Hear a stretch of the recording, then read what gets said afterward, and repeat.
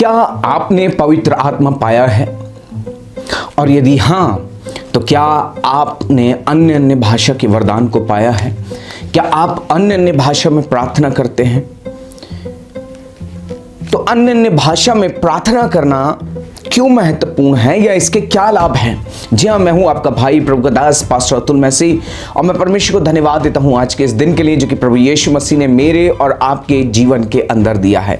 मेरे भाई मेरे बहन, परमेश्वर का वचन मुझे और आपको बताता है अन्य अन्य भाषा में प्रार्थना करना। जी हाँ, अन्य भाषा में प्रार्थना करना, प्रेइंग इन टंग्स। और परमेश्वर का वचन मुझे और आपको बताता है, जब मैं और आप पढ़ते हैं पहला कुरिन्थियों उसका 12 अध्याय और उसके 10वें वचन के अंदर, तो वहां पर लिखा है कि किसी को अनेक प्रकार की भाषा। जी हाँ मेरे भाई मेरे बहन, पवित्र आत्मा एक प्रकार की भाषा के लिए नहीं कहता, परंतु अनेक प्रकार की भाषा के विषय में बताता है। पवित्र आत्मा के द्वारा अन्य अन्य भाषा ये दिया जाता है और आप अन्य भाषा में प्रार्थना करने पाते हैं। जी मेरे भाई मेरे बहन, आज बहुत सारे लोग हैं जो इस बात को लेकर के उनके जीवन के अंदर कंफ्यूजन है कि अन्य अन्य भाषा जो है क्यों जरूरी है, अन्य अन्य भाषा परमेश्वर क्यों देता है। इनफैक्ट कई लोग बोलते हैं परमेश्वर अन्य भाषा क्यों देगा जब वो हमारी भाषा को समझ सकता है। लेकिन मेरे भाई मेरे बहन, यहां पर जो मैं बात कर रहा हूं वो है अन्य अन्य भाषा का जो वरदान है वो उन लोगों को दिया जाता है एज ए मैनिफेस्टेशन के तौर पे, उस प्रकटीकरण के तौर पे, जो विश्वासी हैं, जिन्होंने अपना जीवन परमेश्वर को दे दिया है, जिन्होंने पश्चाताप करके बपतिस्मा लेके अपना जीवन प्रभु के हाथों में सौंप दिया है और वो पवित्र आत्मा से भरे गए हैं। परमेश्वर का वचन बताता है कि पवित्र आत्मा से जब कोई व्यक्ति भरा जाता है तो परमेश्वर उसके जीवन के ऊपर अन्य अन्य भाषा के वरदान को देता है। जी, ये बाइबल मुझे और आपको प्रमाणित करती है और ये इंपॉर्टेंट है, ये जरूरी है। परमेश्वर ने ये वरदान विश्वासियों को दिया है। परमेश्वर का वचन कहता है जब पवित्र आत्मा से मैं और आप भरे जाते हैं तो अन्य अन्य भाषा का वरदान प्राप्त करते हैं। और परमेश्वर का वचन कहता है कि जैसे आत्मा ने उन्हें बोलने की सामर्थ्य दी, वे अन्य अन्य भाषा बोलने लगे। अन्य अन्य भाषा बोलना, ध्यान रखिए, पवित्र आत्मा के बपतिस्मे का प्रमाण है। अन्य अन्य भाषा बोलना पवित्र आत्मा के बपतिस्मे को प्रकटीकरण करता है। मेरे भाई मेरे बहन, परमेश्वर का वचन कहता है, पौलुस कहता है, मैं तुम सबसे ज्यादा, मैं तुम सबसे बढ़कर के अन्य अन्य भाषा बोल सकता हूं। लेकिन उसके बाद पौलुस कहता है कि अन्य अन्य भाषा जब कोई व्यक्ति बोले कलीसिया के अंदर खास तौर से, तो वो उसका अनुवाद भी करे। अगर उसका अनुवाद ना हो तो बेहतर है कि कलीसिया के अंदर अन्य अन्य भाषा ना बोली जाए। और पौलुस इस बात के लिए कहता है कि अन्य अन्य भाषा में बहुत सारी बातें कहने से अच्छा मैं बुद्धि से 5 बातें कहना बेहतर समझता हूं। तो क्या यहां पौलुस अन्य अन्य भाषा बोलने के लिए मना करता है? क्या वो कहता है कि तुम अन्य अन्य भाषा में प्रार्थना ना करो? पौलुस बोलता है कि मैं तुम सबसे बढ़ करके अन्य अन्य भाषा में बोल सकता हूं। तो पौलुस कहां बोलता है? वो कहां बोलता था अन्य अन्य भाषा? मेरे भाई मेरे बहन, अपने प्राइवेट प्रार्थना के टाइम में, अपने व्यक्तिगत समय में, जहां वो परमेश्वर से प्रार्थना कर रहा है। यहां जो पौलुस जिस बात के लिए कह रहा है, और कई लोग इन बातों को लेकर के, इस वचन को लेकर के बोलते हैं कि अन्य अन्य भाषा नहीं बोलना चाहिए क्योंकि पौलुस मना करता है। मेरे भाई मेरे बहन, पौलुस कहां मना करता है और क्यों मना करता है, किस बात के लिए? क्योंकि उस समय में ये वचन जो दिया गया है ये उन प्रचारकों को दिया गया है। मेरे भाई मेरे बहन, वो क्या करते थे जब उन्होंने पवित्र आत्मा को प्राप्त किया और अन्य अन्य भाषा के वरदान को प्राप्त किया, तो लोग क्या करने लगे थे? वो अन्य अन्य भाषाओं के अंदर प्रचार करने लग गए थे। और उस समय जो नए लोग आते थे जिन्होंने अभी पवित्र आत्मा नहीं पाया, अन्य अन्य भाषा को नहीं पाया, तो वो जब इन बातों को सुनते थे तो उन्हें कुछ समझ में नहीं आता था और ये एक कंफ्यूजन को उनके अंदर लेकर के आता था। लेकिन मेरे भाई मेरे बहन, पौलुस इसी बात के लिए कहता है कि जब तुम सामूहिक कलीसिया के अंदर होते हो, ऐसे स्थान में होते हो जहां लोग जो है वो प्रार्थना कर रहे हैं, लोग चर्च के अंदर हैं और वो अन्य अन्य भाषा बोल रहे हैं मेरे भाई मेरे बहन, और वहां पर ऐसे लोग मौजूद हैं, नए लोग मौजूद हैं जो कि अन्य अन्य भाषा को नहीं समझ पाते या पवित्र आत्मा के विषय में वो नहीं जानते, तो इस स्थान में ऐसी जगहों पर अन्य अन्य भाषा ना बोली जाए। लेकिन हाँ, वो अन्य अन्य भाषा में प्रार्थना करने के लिए मना नहीं कर रहा है, क्योंकि पौलुस खुद अन्य अन्य भाषा में प्रार्थना करता है। वो कह रहा है मैं तुम सबसे बढ़ करके अन्य अन्य भाषा में प्रार्थना कर सकता हूं या बोल सकता हूं। तो मेरे भाई मेरे बहन, इस चीज को बहुत ही क्लियरली समझने की जरूरत है कि अन्य अन्य भाषा विश्वासियों को पवित्र आत्मा पाए हुए लोगों को दिया गया है। आपको किसी भी रीति से कंफ्यूज होने की जरूरत नहीं है, किसी भी प्रकार की उन तमाम शिक्षाओं के ऊपर अपने ध्यान को लगाने की जरूरत नहीं है। जो वचन कहता है आपको उन बातों को अपने जीवन के अंदर लेना है ना। पवित्र आत्मा ने अन्य अन्य भाषा जब दिया है तो ये अन्य अन्य भाषा में प्रार्थना करने का क्या बेनिफिट है, क्या फायदा है, क्यों अन्य अन्य भाषा में प्रार्थना करना लाभकारी है या फिर आशीष का कारण होता है। तो सबसे पहली चीज मेरे भाई मेरे बहन, अन्य अन्य भाषा में प्रार्थना करने के द्वारा आप डायरेक्ट परमेश्वर से बात करते हैं। जी हां, आप डायरेक्टली परमेश्वर से बात करते हैं। जब आप अन्य अन्य भाषा में प्रार्थना करते हैं तो आप परमेश्वर की इच्छा में प्रार्थना करते हैं। आप वो प्रार्थना करते हैं जो परमेश्वर चाहता है, जो परमेश्वर के हृदय की बात है, आप वो प्रार्थना में करते हैं, प्रार्थना करते हैं। आप अपने मन की बातों को नहीं बोलते, आप अपने विचारों की प्रार्थना को नहीं करते, आप सुनी हुई बातों के लिए प्रार्थना नहीं करते, लेकिन मेरे भाई मेरे बहन, आप डायरेक्टली परमेश्वर से बात करते हैं, डायरेक्ट परमेश्वर से बात करते हैं। और जब मैं और आप पढ़ते हैं पहला कुरिन्थियों उसका 14 अध्याय 2 वचन, तो परमेश्वर का वचन कहता है क्योंकि जो अन्य अन्य भाषा में बात करता है वह मनुष्यों से नहीं परंतु परमेश्वर से बात करता है। भाई मेरे बहन, आप डायरेक्टली परमेश्वर से बात करते हैं। आपकी प्रार्थना डायरेक्ट परमेश्वर के समक्ष होती है जब आप अन्य अन्य भाषा में प्रार्थना करते हैं, क्योंकि आप आत्मा से भरे जाकर और आत्मा में होकर के उन बातों को बोलते हैं जिन्हें और लोग नहीं समझते। जब आप प्रार्थना करते हैं मेरे भाई मेरे बहन, तो आप डायरेक्टली परमेश्वर से बात करने पाते हैं। और परमेश्वर का वचन कहता है, जब मैं और आप बाइबल के अंदर पढ़ते हैं पहला कुरिन्थियों और उसका 14 अध्याय 23 वचन, तो वहां पे पौलुस बहुत सारी बातों के विषय में लिखता है कि अन्य अन्य भाषा कहां बोलनी चाहिए, किस प्रकार से बोलनी चाहिए, उसका अनुवाद होना चाहिए। लेकिन ध्यान रखिए, ये जो बात हो रही है ये है पब्लिक प्रेयर। जब आप पब्लिक में होते हैं, जब आप चर्च में होते हैं, जब आप समूह में होते हैं, तब के लिए। लेकिन जब पौलुस कह रहा है कि अन्य अन्य भाषा में जो प्रार्थना करता है वो भेद की बातें आत्मा में होकर के परमेश्वर से करता है, मेरे भाई मेरे बहन, पौलुस कहता है कि मैं तुम सबसे अधिक अन्य अन्य भाषा में बात कर सकता हूं। इसलिए पौलुस प्राइवेट में यानी कि व्यक्तिगत समय में परमेश्वर के साथ में जो प्रार्थना कर रहा है वो अन्य अन्य भाषा में प्रार्थना कर रहा है। Praise the Lord, hallelujah. परमेश्वर का धन्यवाद हो मेरे भाई मेरे बहन, क्योंकि आप परमेश्वर की सामर्थ्य को, भरपूरी को अपने जीवन के अंदर देखने पाते हैं। दूसरी बात, अन्य अन्य भाषा में प्रार्थना करना आपकी आत्मिक उन्नति का कारण होता है या आपको आत्मिक सामर्थ्य देता है। या मैं कहूं कि जब आप अन्य अन्य भाषा में प्रार्थना करते हैं तो इसके द्वारा आपका विश्वास मजबूत किया जाता है, परमेश्वर आपके विश्वास को मजबूत कर रहे हैं। ध्यान रखिए, आपकी आत्मा वह भाग है जहां परमेश्वर आपसे बात करता है, जहां परमेश्वर आपसे बोलता है, जो परमेश्वर जहां कम्युनिकेट करता है, that part is the spirit. आपकी आत्मा वो भाग है।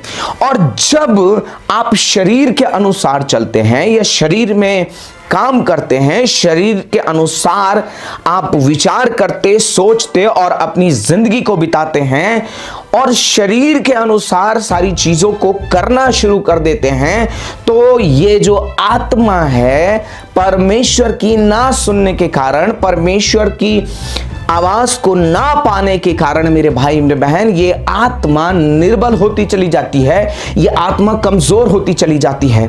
और जब आप परमेश्वर की पवित्र आत्मा के द्वारा अन्य अन्य भाषा में प्रार्थना करते हैं मेरे भाई मेरे बहन, आपका विश्वास मजबूत किया जाता है, आप सामर्थ पाते हैं। पहला कुरिन्थियों उसका 14 अध्याय और उसका 4 वचन कहता है, जो अन्य भाषा में बातें करता है वह अपनी ही उन्नति करता है। आप अपने आप को उठाते हैं। ये जो आत्मा कमजोर हो चुकी है, आपका विश्वास बढ़ाया जाता है, आपकी आत्मा सामर्थ पाती है परमेश्वर की पवित्र आत्मा के माध्यम से, परमेश्वर की पवित्र सामर्थ के द्वारा। मेरे भाई मेरे बहन, अन्य अन्य भाषा में प्रार्थना करना मेरे भाई मेरे बहन आपको आत्मिक रूप से मजबूत करता है, आपकी आत्मा को मजबूत करता है, आपको स्ट्रांग बनाता है और आप को आत्मा के अनुसार जीने के लिए, आत्मा के अनुसार चलने के लिए सहायता करता है।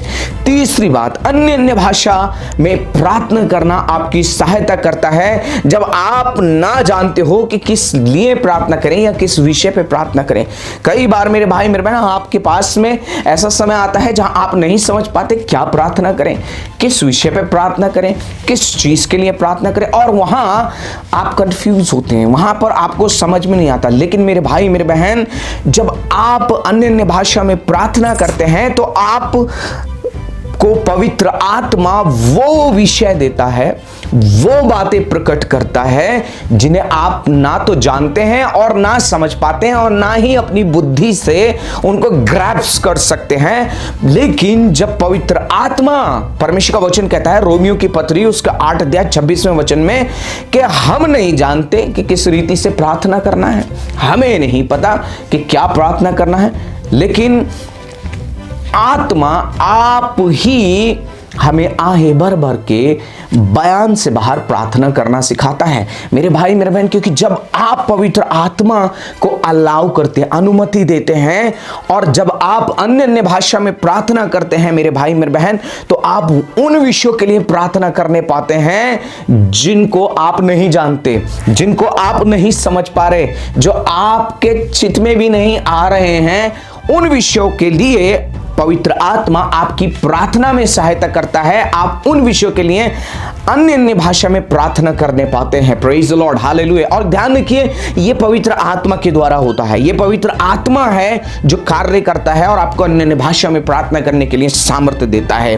चौथी बात, अन्य अन्य भाषा में प्रार्थना करना शैतान के कामों को और शैतान को हराता है, उसके विरोध में एक सामर्थ्य हथियार है। ध्यान रखिए, ये एक पावरफुल वेपन है शैतान के विरोध में। ध्यान रखिए, जब आप अन्य अन्य भाषा में प्रार्थना करते हैं मेरे भाई मेरे बहन, शैतान नहीं समझ पाता कि आप क्या प्रार्थना कर रहे हैं। दूसरी बात, शैतान आपकी प्रार्थनाओं को रोक नहीं पाता, because he can't understand that what you are praying for, क्योंकि आप भेद की बातें आत्मा में होकर के कर रहे हैं। Praise the Lord, hallelujah. मेरे भाई मेरे बहन, अन्य अन्य भाषा में प्रार्थना करने के द्वारा आप शैतान के कामों के विरोध में खड़े होते हैं और उसके तमाम कामों को, उसके तमाम योजनाओं को रद्द करते हैं। जब आप पढ़ते हैं मरकुस रचित सुसमाचार उसका 16 अध्याय और उसके 15 वचन से लेकर के 18 वचन तक, तो वहां मैं और आप पाते हैं, और विश्वास करने वालों में ये चिन्ह होंगे मेरे भाई मेरे बहन। परमेश्वर का वचन बताता है कि वो दुष्ट आत्माओं को निकालेंगे, वो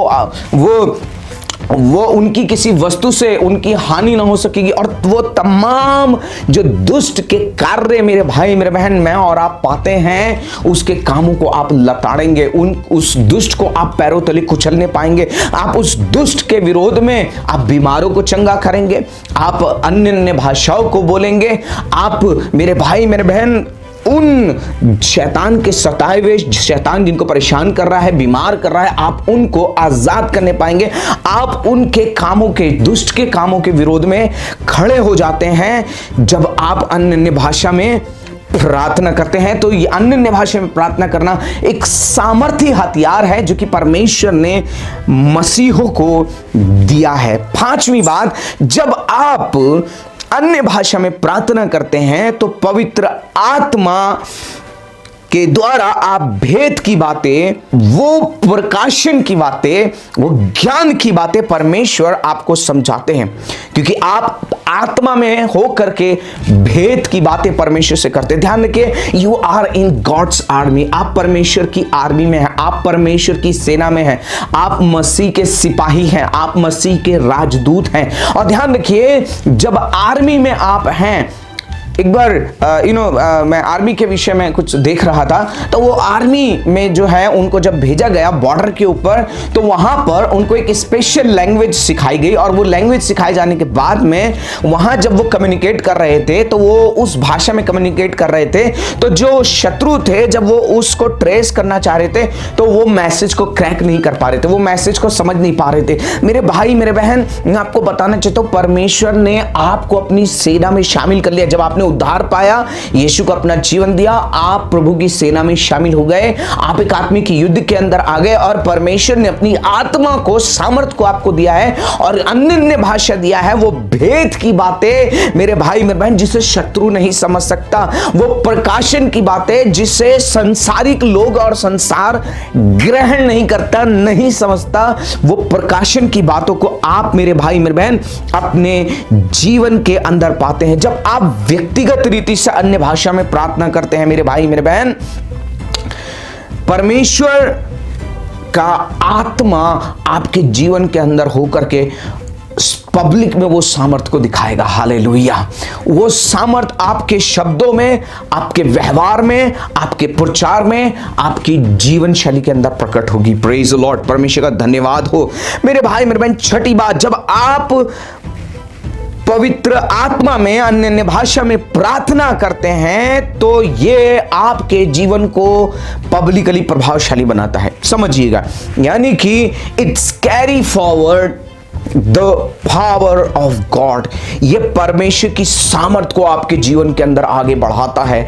आप जहां जाएंगे आपके जीवन के अंदर परमेश्वर की सामर्थ होगी। ध्यान रखिए, आज बहुत सारे लोग हैं, वो बहुत सारा प्रचार करते हैं, बहुत सारी शिक्षाएं देते हैं, पर क्या है, उसके अंदर परमेश्वर की सामर्थ दिखाई नहीं देती, सामर्थ नहीं होती। मेरे भाई मेरे बहन, बहुत सारा ज्ञान होता है पृथ्वी पर का, बहुत सारी किताबी ज्ञान होता है, लेकिन उनके अंदर सामर्थ नहीं होती। क्यों?